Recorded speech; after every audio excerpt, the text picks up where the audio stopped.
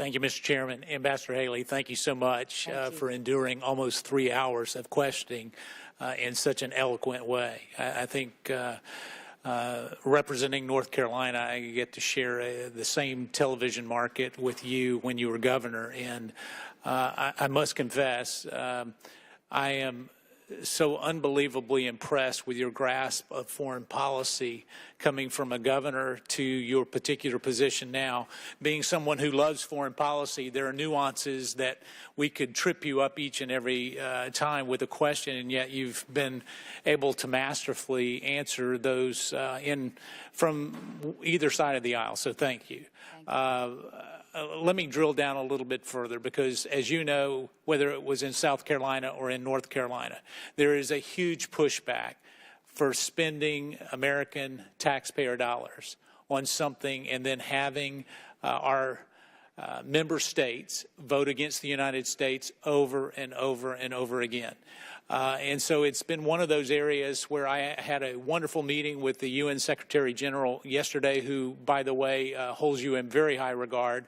I was very impressed with him. I mean, in his desire to reform the UN, because many times member states have, I guess, a pushback when it comes to reforming, because that may mean that don't flow necessarily as easily to their host country. Would you be willing to work with members of Congress on the voting records of member states to help us identify when they vote with us and when they do not vote with us, so that we can have a very accurate account and perhaps tie it a little bit closer to foreign aid? So, yes, I absolutely would be willing to work with you, but I would say we need to use leverage. So I gave the example earlier, you know, for example, we give a lot of money to the Palestinian Authority.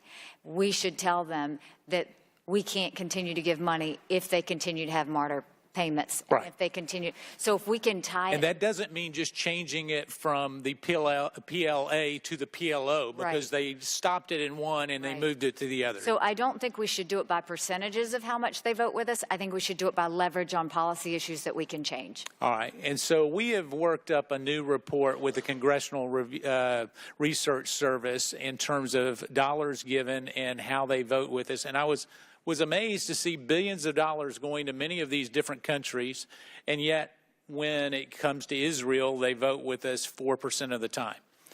Can you take a message to many of your ambassador friends in New York and tell them that that dog will not hunt?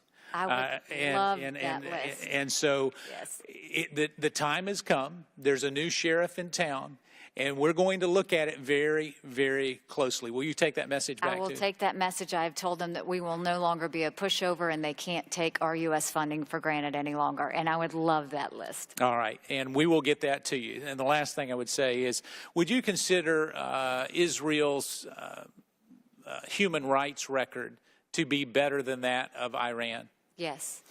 So why is it perplexing? I noticed that you had where you showed that there was 70 resolutions against Israel and only 7 against Iran. Can you fathom any logical reason why the UN would do that?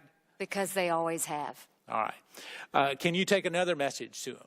That dog won't hunt either. That's right. All right. And if you will... Message already sent, and we'll continue. All right. Well, thank you, Ambassador Haley.